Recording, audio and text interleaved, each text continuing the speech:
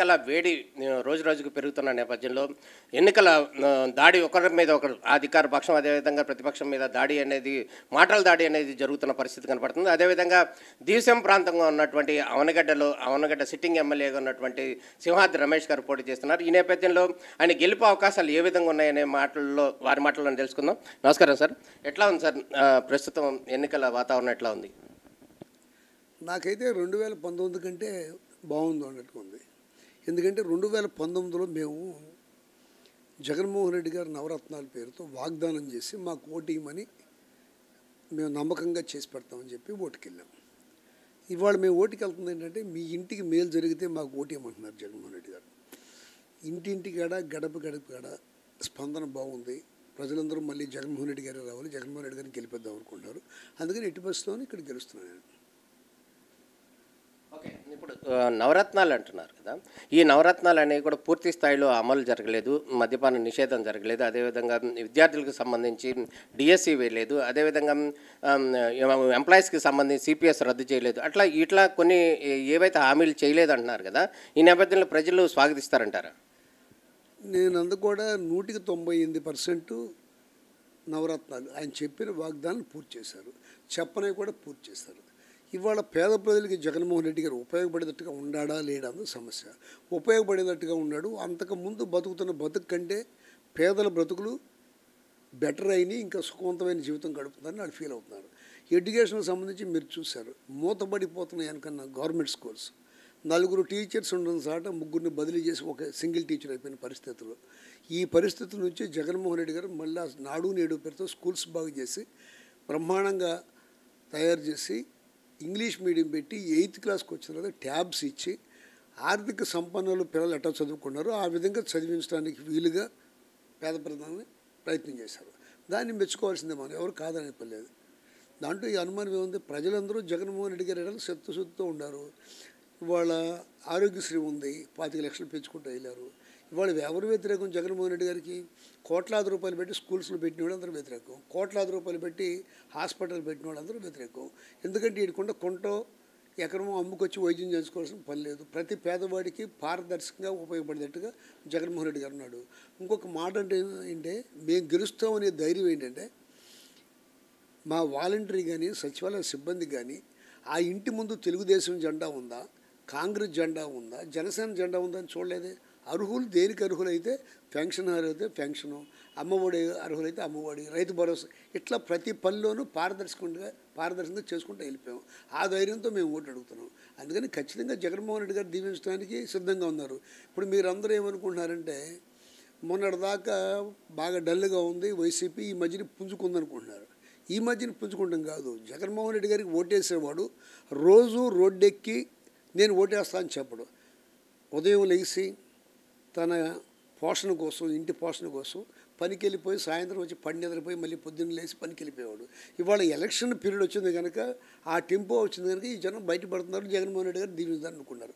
అంతే తప్ప మొట్టమొదటి నుంచి జగన్మోహన్ రెడ్డి గారి ఎడల పేద ప్రజలకి ఒక నమ్మకం, ఒక భరోసా, అన్నిటికంటే ఒకటి ఉంది, మేనిఫెస్టో కోసం ఎదురు చూశారు. జగన్ గారి మేనిఫెస్టో కోసం ఎదురు చూశారు. చంద్రబాబు నాయుడు గారి మేనిఫెస్టో కోసం చూడాల. చంద్రబాబు నాయుడు గారు అన్ని అబద్ధాలు చెప్తాడు, నిజం చెప్పడు. జగన్ గారు చెప్పిందే చేస్తాడు అనుకుంటారు, చెప్పిందే చేస్తున్నాడు జగన్మోహన్ రెడ్డి గారు. ఇవాళ జగన్మోహన్ రెడ్డి గారి మీద పుకార్లు, ఆ ల్యాండ్ టైటిల్ది కూడా జగన్మోహన్ రెడ్డి గారి మీద రుద్దామని. అట్లాగే ఇవాళ కొన్ని బటన్స్ నొక్కిన తర్వాత కూడా డబ్బులు చారనీయకుండా ఆపారు, ఎలక్షన్ కమిషన్ ఆపింది. అది కూడా చేసింది చంద్రబాబు నాయుడు గారు. అది కూడా ఏం చెప్తున్నాడు?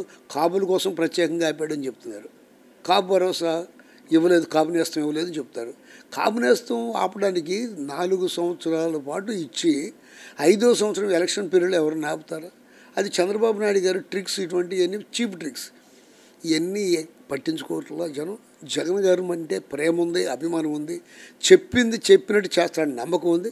చంద్రబాబు నాయుడు గారు ఎన్ని చెప్పేయన్ని అబద్ధాలను నమ్ముతున్నారు జనం. ఇప్పుడు చంద్రబాబు నాయుడు మేనిఫెస్టో కనుక గమనించినట్టయితే ఉచిత బస్సు కావచ్చు, లేకపోతే గ్యాస్ సిలిండర్లు కావచ్చు, లేకపోతే 50 ఏళ్ళు దాటినటువంటి బీసీలకి పెన్షన్ ఇవ్వటం కావచ్చు, ప్రత్యేకంగా కనుక పెన్షన్ 3000 నుంచి 4000 ఇవ్వటం కాదు, ఇవన్నీ కూడా అట్రాక్షన్ స్కీమ్స్ కాదా? జనాలు దీనికి కొంత మారతారనేది అనిపిస్తుందా? స్కీములు పెడుతున్నాం మొనగాడు కదా చంద్రబాబు నాయుడు గారు. 14లో చాలా చెప్పాడు, మీ బంగారం మీ ఇంటికి వస్తుందన్నాడు, రైతు రుణమాఫీ చేస్తాడు. ఏం చేశాడు? ఏం చేయలేదు కదా. చివరికి వీటిని అన్నింటినీ మాయ చేయడం కోసం పసుపు కుంకుమ పేరుతో వేశాడు. మళ్ళా ఆయన మేనిఫెస్టో అలాంటిదే. వాటన్నిటికీ నాకు తెలియగలుగుతాను. నిన్నటి దాకా జగన్మోహన్ రెడ్డి గారిని శ్రీలంక అయిపోతుంది ఈ బటన్లు నొక్కడం మూలంగా అన్నాడు. ఇవాళ అంతకంటే ఎక్కువ ఇస్తానన్నాడు. ఇప్పుడు ఎట్లా సాధ్యం అవుతుంది? సాధ్యం కాని పనులు. జగన్మోహన్ రెడ్డి గారు ఒకటే మాట చెప్పారు, ఈ రాష్ట్రంలో ఉన్న బడ్జెట్ని బట్టి నేను ఇంతవరకు చేయగలుగుతాను, నన్ను నమ్మండి అని చెప్పాడు. ఇచ్చారు. పోయినసారి ఎంత కష్టమైనా ఇచ్చిన మాట నిలబెట్టుకున్నాడు. మళ్ళా నిలబెట్టుకుంటాడని జగన్మోహన్ రెడ్డి గారి మీద నమ్మకం తప్ప చంద్రబాబు నాయుడు గారి మీద ఏమాత్రం ప్రజలు నమ్మరు. ఆ మేనిఫెస్టో లోగడలాగానే 14 లాగానే బుట్టదాఖలు చేస్తాడు. ఏం ఉపయోగం ఉండదు. అది అందరికీ తెలిసిన సంగతే. ఇంకా ఎన్నైనా ఇస్తాడు, ఇంకా పథకాలు కూడా పెంచుతాడు కావాలంటే, కానీ ఉపయోగపడేవి కాదు.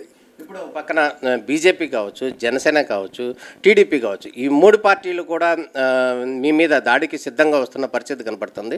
దీన్ని ఎట్లా అర్థం చేసుకోవచ్చు? మీరు ఆ 3 పార్టీని ఎట్లా ఎదుర్కోగలుగుతారు? నాకు తెలియగలుగుతాను. ఇప్పుడు నాకు ఫలానందుకు ఓటు ఇమ్మని వాళ్ళు అడుగుతున్నారా? ఆ 3 పార్టీల వాళ్ళు నన్ను ఫలానందుకు నాకు ఓటు ఇమ్మని ఎవరు అడగట్లా. వాళ్ళు అడిగేది ఏంటంటే జగన్మోహన్ రెడ్డి గారు సైకో, ఆయన ఓడిద్దాం ఉంటారు. అది తప్ప ఇంకా వాళ్ళ దగ్గర ఏముంది? 14 ఏళ్ల పరిపాలనలో, చంద్రబాబు నాయుడు గారి పరిపాలనలో నేను పేదవాడికి ఉపయోగపడే పని చేశాను, నాకు ఓటు ఇవ్వని అడిగేది ఏమన్నా కనపట్టలేదు కదా ఎక్కడాను.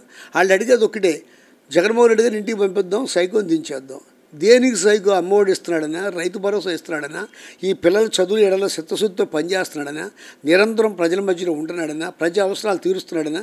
దేనికి సైకో చెబితే వాళ్ళు ఫలానా దానికి ఆయన ఓటు వేయొద్దని చెప్పట్లా. ఒకటే ఒక మాట, ఆ మాట మాట్లాడతాను. వీళ్ళకి ఎందుకు ఓటు వేయాలో కూడా చెప్పట్లా. వీళ్ళకి ఎందుకు ఓటు వేయాలి? ఇప్పుడు పవన్ కళ్యాణ్ గారు ఉన్నారు, ఆయన చెప్పాల్సింది ఏంటి? కొత్తగా రాజకీయాల్లోకి వచ్చినప్పుడు ఎన్టీ రామారావు గారి పరిపాలన బాగా చేశాడు, రాజశేఖర రెడ్డి గారు చేశాడు, ఇవాళ జగన్మోహన్ రెడ్డి గారు చేస్తున్నాడు, పేదల ఇళ్లలో కొన్ని మంచి స్కీములు పెట్టాడు, అంతకంటే మంచి చేస్తా అని చెప్పాలి. అట్టా కాకోకుండా తొక్కుతా, తాట తీస్తా, తోలు తీస్తా, ఎవరిని తీస్తారు, ఎవరిని తొక్కుతారు? అవన్నీ సభ్యత గారు ఆ మాటలకు కాదు. ఇవాళ జగన్మోహన్ రెడ్డి గారు అనేవాడు ఒక నమ్మకం ప్రజల మధ్యలో కలిగించాడు, ఆ నమ్మకాన్ని నిలబెట్టుకున్నాడు. మళ్ళీ ఆ నమ్మకం మీదే మళ్ళీ ఎలక్షన్కి వస్తున్నాడు. ఒకే ఒక్క మాట చెప్పాడు, నేను మీ కుటుంబానికి మీకు ఉపయోగపడ్డా అనుకుంటే ఓటేయండి అని అడుగుతున్నాడు. మొన్న ఈ మధ్య నేను మా ఎంపీ గారు పెద్దపురంలో తిరుగుతూ ఒక ఇంటికి వెళ్ళాం. ఆ ఇంటి దగ్గర అమ్మ ఓటేయమని అడిగితే ఆయన వచ్చి, ఎవరు బాబు అండి? సత్యనారాయణ గారు అబ్బాయి అండి, ఎంపీకి పోటీ చేస్తున్నాను. మీ నాన్నగారు వెనకాల 15 ఏళ్ళు తిరిగాను, 15 ఏళ్ళు తిరిగాను అని అన్నాడు. అయితే ఈయనకి ఓటేయమన్నా. ఆయన అంద ఏంటంటే, నేను కరుడు కట్టిన తెలుగుదేశం అండి, నేను చంద్రబాబు నాయుడు గారు తప్ప వేరే ఓటేను అన్నాడు. సరే అమ్మని నమస్కారం పెట్టి వెనక్కి తిరిగా. ఆ ఇంటి ఆవిడ కేకేసింది, అయ్యా రమేష్ నుంచోమంది. ఆయన ఓటు కాక మా ఇంట్లో 3 ఓట్లు ఉన్నాయి, నాకు పెన్షన్ వస్తుంది, నా పెద్ద కూతురికి ఉద్యోగం వచ్చింది ప్రైవేట్ కంపెనీలో, నా చిన్న కూతురు MBA చదువుకుంటుంది, వీటన్నిటికీ కారణం జగన్ గారిని ఖచ్చితంగా దీవిస్తామయ్యా, ఆ ఒక్కోటి అయిపోయినా మా 3 ఓట్లు ఉన్నాయని చెప్పి. అంటే కరుడు కట్టిన తెలుగుదేశం ఉంటే కూడా జగన్ గారు అంటే ఇష్టపడేవాళ్ళు, అభిమానులు, పార్టీగా చూడకుండా ఈయన చేసే మంచి పనుల మీద ఆధారపడిన మనుషులు చాలామంది ఉన్నారు. ఖచ్చితంగా జగన్మోహన్ రెడ్డి గారికి ఈ రాష్ట్రంలో మళ్ళీ అధికారంలో వస్తుంది. ఇప్పుడు ఎంపీగా ఉన్నటువంటి సింహాద్రి చంద్రశేఖర్ ఎవరైతే ఉన్నారో ఆయన కూడా మన నియోజకవర్గం ఇక్కడే ఉన్నారు. ఆయనకి ఎట్లా ఉంది సార్? ప్రజల నుంచి స్పందన ఎట్లా ఉంది? నిజంగా ప్రజలు ఆదరిస్తారంటారు? ఖచ్చితంగా ఆదరిస్తారంటే డెఫినెట్గా ఆదరిస్తారు. జగన్మోహన్ రెడ్డి గారి దీవెనలతో మేము నుంచున్నాం. ఆయన కానీ నేను కానీ. ఆయన ఒక మంచి డాక్టర్, క్యాన్సర్ నిపుణుడు, తండ్రి గారు 3 సార్లు ఎమ్మెల్యేగా చేశాడు, మంత్రిగా చేశాడు, మళ్ళా రాజకీయాల్లోకి తిరిగి తీసుకొచ్చారు జగన్ గారు. ఖచ్చితంగా దీవిస్తారు, ఖచ్చితంగా ఆయన కూడా గెలుస్తాడు. నా పాత్ర ఏం లేదు. ఆయన ఒక మంచి వ్యక్తి, ఆరోగ్యశ్రీ కమిటీలో ఆయన మెంబర్గా ఉన్నాడు, దాంట్లో సన్నిహిత సంబంధాలు ఉన్నాయి, దాంట్లో ఆయన వస్తే బాగుంటుందని చెప్పి జగన్ గారు అనుకున్నారు, జగన్ గారు తీసుకొచ్చారు. నిన్న జనసేన అధినేత అవనగడ్డ వచ్చిన సందర్భంలో కావచ్చు, ఎంపీ గారు కావచ్చు, వీళ్ళు మండలి బుద్ధప్రసాద్ గారు, వీరు ప్రత్యేకంగా చేస్తున్నటువంటి ఆరోపణలు, మీరు ప్రత్యర్థిగా ఉన్నటువంటి మండలి బుద్ధప్రసాద్ గారు ఈ 5 సంవత్సరాల్లో రాష్ట్రంలో అరాచక పాలన ఎలా అయిందో అదేవిధంగా అవనగడ్డలో ఇటువంటి అభివృద్ధి జరగలేదు, కేవలం దోపిడీ మాత్రమే జరిగింది అనేది ప్రధానంగా ఆరోపణ చేస్తున్నారు. దీన్ని ఎట్లా అర్థం చేసుకోవాలి? నేను మిమ్మల్ని ఒకటి అడుగుతాను. 4 సంవత్సరాల 8 నెలల పాటు ఆయన బయటకు వచ్చింది ఎక్కడన్నా ఉందా? వాడిపోయిన తర్వాత నేను అభివృద్ధి అంటే నేనేంటో చెప్తా. ఈ 5 సంవత్సరాల్లో పంటలకి నీళ్ళు ఇబ్బంది లేకుండా, ఇంజిన్లు పెట్టుకోకుండా నీళ్ళు వచ్చేటట్టు చేయగలిగాం. అవనగడ్డలో ఒక డయాలసిస్ సెంటర్ పెట్టగలిగాం. నేను ఇంకోటి కూడా చెప్పాను, చంద్రబాబు నాయుడు గారు ఒక డాట్ చుక్క పెట్టి 22A అని భూముల్ని ఫ్రీజ్ చేశాడు. 17,850 ఎకరాలు, 10,000 మంది జనాభాకి, 10,116 మందికి. అది ఎత్తేస్తాను, నాకు ఓటేయమని అడిగా. ఎత్తేస్తాను చెప్పాను, ఓటేసారి నేను గెలిచాను. గెలిచిన తర్వాత మళ్ళీ గడప గడప తిరుగుతున్నప్పుడు, అయ్యా నువ్వు అది తీసేస్తాను, ఇంకా తీసేసలేదు కదా అన్నారు. అమ్మ అది తీసేయించకపోతే నేను ఓటుకు రానని చెప్పా. జగన్మోహన్ రెడ్డి గారిని అవనగడ్డ తీసుకొచ్చి ఆ జీవో రద్దు చేయించి వాళ్ళ భూములు వాళ్ళకి అప్పు చెప్పా. డయాలసిస్ సెంటర్ పెట్టించానని చెప్పా. ఇంకొక పెద్ద విషయం ఏంటంటే, ఇవాళ ఆ బ్రిడ్జి మీదగా నడిచి వస్తున్నాడు, మరి నడిచి రాకపోతే ఓటు అడుగుతున్నాడు, ఇప్పుడు ఎట్టా అంటున్నారు. ఆ బ్రిడ్జికి, ఏటి మగ బ్రిడ్జికి 2 సంవత్సరాలు కరోనా టైం పోయింది. ఆ కరోనా టైం పోయినా జగన్మోహన్ రెడ్డి గారు ఉన్న బాధలు చెప్పాను. 10,000 మంది జనాభా ఉన్నారన్న, అక్కడ హార్ట్ అటాక్లు వచ్చినా, డెలివరీ కేసు వచ్చినా ఇబ్బంది పడతారు, 5-6 గంటలు టైం పడుతుంది అంటే అటువంటి ఊరు అక్కడ ఉంటే మనం ఎట్లా ఊరుకుంటాం, ఆ బ్రిడ్జి నేను శాంక్షన్ ఇస్తా అన్నారు. ఇదిగో జీవో 13/4/2022లో ఆ బ్రిడ్జికి శాంక్షన్ ఇచ్చారు. నబార్డ్ నిధులు శాంక్షన్ అయినాయి. ఇది ఎందుకు లేట్ అయిందంటే, ఒక పాపాత్ముడు అంటే ఒక దుర్బుద్ధితో మా పాత ఎంపీ, మా పార్టీలో ఉన్న బాలశౌరి గారు దీన్ని ఏం చేశాడంటే, నేను ఇది పిలవమని అడిగితే మళ్ళీ కొత్తగా ఎస్టిమేట్ అయ్యి ఏమైందంటే, ఇది రేటు పెరిగినాయి. ఈ రేట్లు పెరగటం మూలంగా 110 కోట్ల దల్లా 140 కోట్లు అయింది ఆ బ్రిడ్జికి. ఆ 140 కోట్లు అయితే నేను అడిగింది ఏంటంటే, బ్రిడ్జి వరకు ఎంత అవుద్దని అడిగా. 109 కోట్లు అవుతుంది. 109 కోట్లు పిలిచేయండి, డబ్బులు ఉన్నాయి కనుక, బ్యాంకులో డబ్బులున్నా నబార్డు వచ్చి 109 కోట్లు బ్రిడ్జికి పిలిచేయండి. అది కన్స్ట్రక్షన్ జరుగుతూ ఉంటుంది. ఈ లోపల అప్రోచ్ రోడ్లకి డబ్బులు తెచ్చుకుంటాం, శాంక్షన్ తెచ్చుకుంటాం, పెంచమన్నా.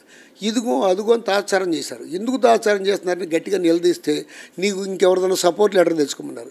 నేను ఎమ్మెల్యే కదా, నేను ఇంకో సపోర్ట్ లెటర్ తెచ్చుకుంటే ఇది అన్యాయంగా ఉందని చెప్పి గట్టిగా మాట్లాడితే, మీ ఎంపీ గారు నబార్డుకి మళ్ళీ పంపించమన్నారు. 140 కోట్లు శాంక్షన్ వచ్చిన తర్వాత చేద్దామన్నారు అన్నాడు. నేను అడిగింది తప్ప రైట్ అంటే, మీరు అడిగేది రైటే కానీ మేమేం చేయలేమన్నారు. అప్పుడు వెళ్ళి ఆర్ఎండ్బి మినిస్టర్ గారి దగ్గర లెటర్ తీసుకొచ్చినా మళ్ళా చెబితే మళ్ళీ నిలదీస్తే మళ్ళీ అదే మాట చెప్పారు. అప్పుడు సీఎం గారి దగ్గరికి వెళ్తే సీఎం గారు ఆఫీసర్స్ని క్యాకేసి వెంటనే 110 కోట్లు ఉన్నప్పుడు 109 కోట్లతో బ్రిడ్జ్ అవుతుంటే టెండర్ పిలవండి, పని జరుగుతూ ఉంటుంది, ఈలోపు ఆ శాంక్షన్ తెచ్చుకుందామని చెప్తే అప్పుడు టెండర్ పిలిచారు. అది ఎప్పుడే అయిందంటే 2023 డిసెంబర్ నాటికి, నవంబర్లోనూ పిలిచారు. ఈ ఎలక్షన్ పీరియడ్ అవ్వడం మూలంగా కాంట్రాక్టర్ రాల. ఈ పాపమంతా ఈ నడిపిందంతా బాలశౌరి గారు. ఇవాళ వచ్చి నంగనాసి కౌరులు చెప్తున్నాడు. నిన్న కూడా వెళ్ళి పర్యటన చేసి చాలా కథలు చెప్తున్నాడు. 6 నెలల్లో పూర్తి చేస్తా అంట. వాళ్ళ గవర్నమెంట్ వస్తుంటే, ఎక్కడ గవర్నమెంట్ వచ్చింది అక్కడ నువ్వు పూర్తి చేస్తా అక్కడ. అది నువ్వు నేను ఎవరు చేయకపోయినా అవి నబార్డు నిధులు వచ్చినాయి, అందులో శాంక్షన్ అయిపోయింది. ఒకసారి టెండర్ పిలిచారు. ఇది అయిపోగానే ఎలక్షన్స్ అయిపోగానే టెండర్ పిలుస్తారు, టెండర్కి ఎవరో వస్తారు, బ్రిడ్జ్ అవుతుంది. ఇవన్నీ ఏంటి, అన్నీ అయిపోతుంది. ఇంకో మాట చెప్తున్నాను ఇక్కడ పద్దాకా, ఎవరినన్నా తిట్టమంటే తిట్టను కానీ సిఎస్ఆర్ ఫండ్స్ తీసుకొచ్చి నేను ఏ పని ఏం చేస్తాను, పోర్టు తీసుకొచ్చా, అట్లాగే మెడికల్ కాలేజీ తెచ్చా అన్నాడు. ఈ రాష్ట్రంలో జగన్మోహన్ రెడ్డి గారు 17 మెడికల్ కాలేజీలు పెట్టారు. ఆ 17 మెడికల్ కాలేజీల దగ్గర ఈయన ఎంపీగా ఉన్నాడా? 4 పోర్టులు వచ్చి 4 పోర్టుల దగ్గర ఈయన ఎంపీగా ఉన్నాడా? ఇది చేసింది రాష్ట్ర ముఖ్యమంత్రి గారు జగన్మోహన్ రెడ్డి గారు. దాన్ని ఆ పేరు నువ్వు చెప్పుకునేది పోయి నువ్వే చేయించానని చెప్పుకుంటేట ఇదంతా ఏంటంటే, నిన్నటిదాకానేమో వైసీపీని పొగిడావు, వైసీపీలో ఉండవు, ఇవాళ నీకు అందులో సీటు రాలేదనో ఇంకో కారణాలతోనో ఏదో ఒకటి పెట్టుకుని నేను దీన్ని ఇట్లా మాట్లాడడం తప్పు. ఇక్కడ ఎట్టి పరిస్థితుల్లోనూ జగన్మోహన్ రెడ్డి గారు గెలుస్తున్నాడు, నేను గెలుస్తున్నాను, మా ఎంపీ గారు గెలుస్తున్నాడు, చంద్రశేఖర్ గారు. ఆ గ్లాస్ మీద పోటీ చేసి గెలవరు. మీరు అడిగారే బుద్ధప్రసాద్ సంగతి ఇందాక నన్ను విమర్శ చేస్తున్నాడని. అసలు విమర్శ చేయడానికి ఆయన నన్ను ఎట్లా విమర్శ చేయగలడు? 5 సంవత్సరాల పాటు, 2 సంవత్సరాలు కరోనా టైంలో జనం మధ్య ఉండ కరోనా 50 బెడెడ్ హాస్పిటల్ పెట్టించా, చావు దగ్గర ఉండా, బతుకు దగ్గర ఉండా, చేను దగ్గర ఉండా, నిరంతరం ప్రజల మధ్యలో ఉండా. నువ్వు ఇంటికాడ పడుకున్నావు, హైదరాబాద్ పోయావు, ఎవడన్నా పలకరిస్తే పలకరించుకొని వెళ్ళిపోయాడు. నీకు నాకు కంపారిజన్ ఏంటి? నేను ఇసుక మట్టి తింటే ఏంటి? నువ్వు ఒక మాట కూడా అన్నావు, సంపాదించని అంటున్నావు. సంపాదించుంటుంది. నేను ఎందుకు సంపాదించానంటే, నా ఈ చెరువులు ఉన్నాయి, కోళ్ళ ఫారాలు ఉన్నాయి, నాకు టెక్కల దగ్గర ఒక గ్రానైట్ క్వారీ ఉంది, నేను వ్యాపారస్తుడిని. అసలు నువ్వేం చేసి సంపాదించావు? నువ్వు ఎట్ట ఖర్చు పెడతావు చెప్పు డబ్బులు? నీకు ఎక్కడి నుంచి వచ్చిన డబ్బులు? మీ తండ్రి గారు ఏమైనా వ్యాపారం చేశాడా? నువ్వేమైనా వ్యాపారం చేసావా? నేను వ్యాపారస్తుడినే, అందరికీ తెలుసు, చిన్నప్పటి నుంచి నేను వ్యాపారాల్లో ఉన్నాను. నువ్వు నన్ను మాట్లాడతానికి నువ్వు అర్హుడు ఎక్కడే? అసలు నీకు సీట్ అడిగే అర్హత, ఓటు అడిగే అర్హత నీకు ఎక్కడితే? ఒకసారేమో ఆ బ్రాహ్మణయ్య గారి అబ్బాయి సీటు కాగు చేసావు, కాంగ్రెస్లోంచి తెలుగుదేశంలోకి వచ్చి. అదేవిధంగా బ్రాహ్మణయ్య గారి అబ్బాయి కనీసం వాళ్ళ తండ్రి పేరు ఆ బ్రిడ్జికి పెట్టించమంటే పెట్టించినంత ఈర్ష్యపరుడు నువ్వు. అప్పుడు పెట్టించకపోతే బ్రాహ్మణయ్య గారి అబ్బాయితో మేము చెప్పాము, జగన్మోహన్ రెడ్డి గారితో నేను చెప్పిస్తాను, నేను వేరే పార్టీలో ఉన్నానంటే వేరే పార్టీలో ఉండా ఒక మంచి వ్యక్తి పేరు పెడతానని జగన్మోహన్ రెడ్డి గారు ఇబ్బంది పడ్డాను. అట్లాగే జగన్మోహన్ రెడ్డి గారిని అడిగాం, జీవో చేశాడు, ఆ జీవో చేసి ఆయన పేరు పెట్టారు. ఈ మధ్య విగ్రహం కూడా పెట్టాం. ఇంకొక మాటలో చెప్పంటే ఆయన తెలుగుదేశంలో ఎంపీ, అవనగడ్డలో ఎమ్మెల్యే, మచిలీపట్నం ఎమ్మెల్యే, జిల్లా ప్రెసిడెంట్ చేశాడు తెలుగుదేశంలో. అయినా జగన్మోహన్ రెడ్డి గారు ఒక మంచి మనిషి, అటువంటి వాడి పేరు పెట్టడం న్యాయమేనని చెప్పి ఒక మంచి మనసుతో పేరు పెట్టగా మా నాయకుడే అటువంటి ఆయన. ఈయన ఒక గంటకు ఒక దూకుతాడు. నిన్న కాక మొన్న 6% జనసేన ఏంటి దాంట్లోకి వెళ్ళి చిచ్చిచ్చి నేను కండవాలు మార్చాను, ఆ బుద్ధి నాకు లేదు, అది అన్నాడు, ఇది అన్నాడు, డాంబికలు పలికాడు, స్వేచ్ఛాజీవుని అన్నాడు, చిలకన్ అన్నాడు, రామచిలకన్ అన్నాడు. ఎన్ని కళ్ళబోలి మాటలు, పచ్చి అబద్ధాలు వేసిన దగ్గర నుంచి నీ దగ్గర నీతి లేదు, నిజాయితీ లేదు, అబద్ధాలు పుట్ట. నువ్వు పులిగడ్డ పెనుగూడు దగ్గర కూడా మేము చేసిన ఉద్యమంతో బ్రిడ్జ్ వస్తే నువ్వు అది కాదు చేసి మీ నాన్న పేరు ఎంచుకున్నావు. ఆ రోజు నాకు రాజకీయాలతో పని లేదు. నువ్వు చేదైనా ఎవరన్నా చేసిన పని నీ ఖాతాలు వేసుకుంటావు తప్ప అవనగడ్డలో నేను ఈ ఫలానా పని చేశాను నాకు ఓటేయమని అడిగే హక్కు నీకు ఎక్కడితో చెప్పు. డెల్టా ఆధునీకరణలో 165 కోట్లు శాంక్షన్ అయితే వాటిని అవుట్ ఫాల్స్ ఫీజు కట్టించుకోకుండా వంతెన పక్కన కట్టించుకెళ్ళావు. కోడూరు రోడ్డు ఏం చేసావు నువ్వు? కోడూరు రోడ్డుని నీ బంధువుకి ఇప్పించి 15 రోజులు రోడ్డు పోయేటట్టు చేసావు. మళ్ళీ మొన్నటిదాకా మేము వేయలేదు అని గొడవ పెట్టావు. నేను ఒకటే మాట చెప్పా, కోడూరు రోడ్డు వేసిపోతే ఓటుకు రానని చెప్పా. అన్నమాట నేను నిలబెట్టుకుంటానికి కారణం ఏంటంటే 22A కానీ బ్రిడ్జ్ కానీ ఇవన్నీ నిలబెట్టుకోవడానికి కారణం మా నాయకుడు జగన్మోహన్ రెడ్డి గారు.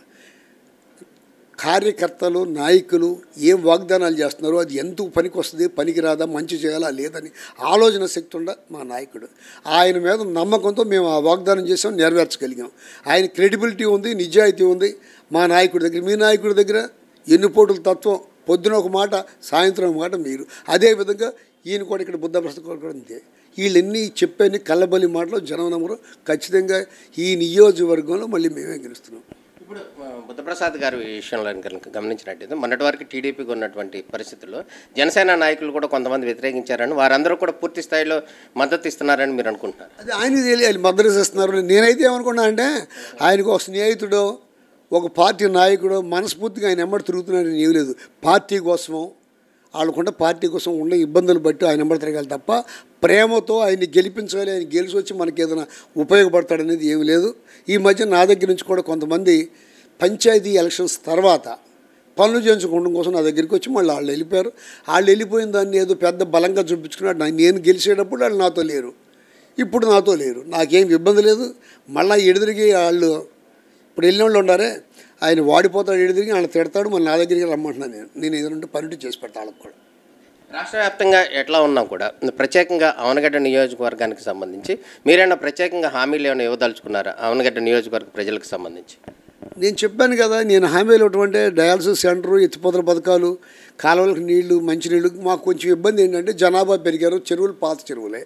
ఆ డ్రింకింగ్ వాటర్ కోసం చెరువులు పెద్దవి తవ్వాల్సి ఉంది. తర్వాత అవనగడ్డ డ్రైనేజ్ సిస్టమ్స్ డబ్బులు శాంక్షన్ అని ఆ వర్కింగ్ పూర్తి కాల. కంపోస్ట్ యార్డ్ కూడా డబ్బులు శాంక్షన్ ఇచ్చారు. ఆ కంపోస్ట్ యార్డ్ పూర్తి కాకపోవడానికి కారణం ఏంటంటే ఎక్కడ పెడతానంటే అక్కడ పిటిషన్లు పెడతానంటున్నారు. పెడుతున్నారు వాళ్ళు, పెడతాం వల్ల లేట్ అయింది. ఒక ఎడ్లంకి వంతున ఒకటి ఉంది, ఈ పూర్తి చేయాల్సిన బాధ్యత నా మీద ఉంది. ఖచ్చితంగా పూర్తి చేస్తాను.